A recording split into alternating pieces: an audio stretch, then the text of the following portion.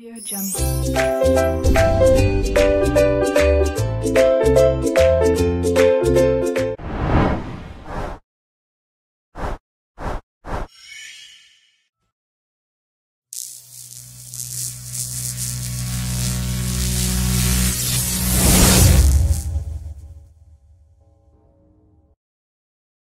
Assalamualaikum warahmatullahi wabarakatuh. Bersama saya Dajmuat Rizky Haji di Corona News. Virus COVID-19 atau yang lebih dikenal sebagai Corona merupakan pandemi global yang telah dirasakan oleh berbagai negara di dunia.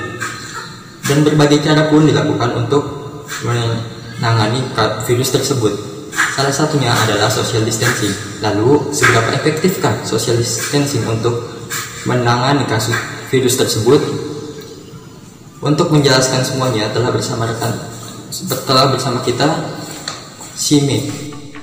Assalamualaikum warahmatullahi wabarakatuh. Bersama saya Sime. Kali ini kita akan membahas tentang COVID-19 atau virus corona. COVID-19 atau yang lebih dikenal dengan virus corona, virus yang berawal dari provinsi Hubei, Cina, yang kemudian saat ini telah menjadi pandemi global. Kemampuan setiap negara untuk dapat mengendalikan virus ini pun sangat penting, karena belum ada vaksin yang ditemukan untuk virus ini. Berbagai cara pun dilakukan untuk menghadapi pandemi ini. Salah satunya adalah social distancing, yang saat ini dianggap sebagai cara paling tepat dan paling efektif untuk melawan virus ini. Berdasarkan data Cina tentang penularan dan petakinesis yang tidak pasti, seperti halnya virus influenza baru. Oleh karena itu, pemerintah Cina pun mengambil langkah ketat untuk menahan pandemi ini. Di antaranya, penutupan sekolah dan instansi-instansi pekerjaan, pengurangan kontak sosial, hingga menutup berbagai akses transportasi.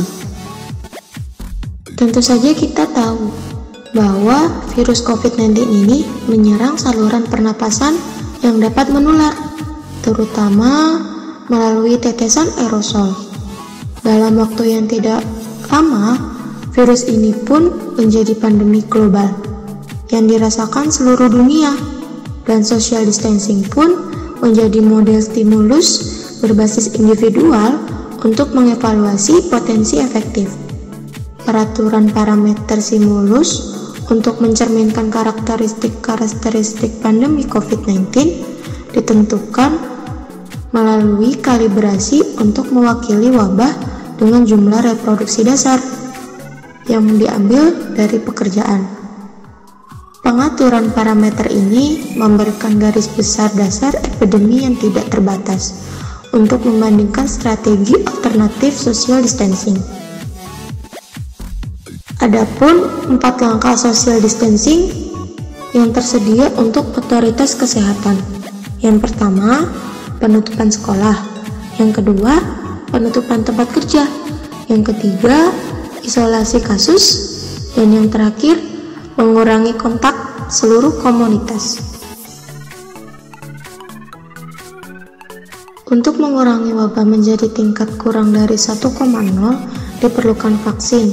Namun, situasi pada COVID-19 ini berbeda dengan SARS pada tahun 2003, di mana tidak ada vaksin tersedia dan tidak ada kekebalan populasi pada awalnya. Mengingat kerentanan lansia yang berusia lebih dari 65 tahun, kertas terhadap hasil yang buruk setelah terinfeksi COVID-19, maka dapat diprediksi efektivitas intervensi social distancing dapat mengurangi kasus lansia harian. Dari set data infeksi model yang sama, yaitu penundaan 1 minggu aktivitas social distancing. Oke, berikut ini angka yang mengilustrasikan pandemi COVID-19, di mana grafik pertama mengilustrasikan pertumbuhan dalam kasus-kasus sebelum aktivitas intervensi dan bagaimana strategi gabungan. Grafik kedua dan ketiga menyajikan kurva epidemi untuk kasus infeksi dengan penundaan aktivitas 1 dan 2 minggu. Kemudian, ilustrasi keempat menyajikan bagaimana social distancing yang kuat menggabungkan langkah jarak sosial dapat mengurangi infeksi pada lansia, dan yang terakhir mengilustrasikan strategi isolasi kasus dan menutup semua sekolah. Karakteristik COVID-19 yang diasumsikan dalam model menghasilkan tingkat infeksi yang tidak kurang dari 60%. Segala pengaturan akan mempengaruhi jumlah kasus dalam semua intervensi social distancing. Yang paling terakhir, jangan lupa untuk selalu menjaga jarak dan kebersihan lingkungan sekitar. Sekian, terima kasih. Kembali studio dengan saya Shimei melaporkan.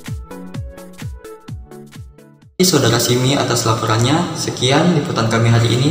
Wassalamualaikum warahmatullahi wabarakatuh.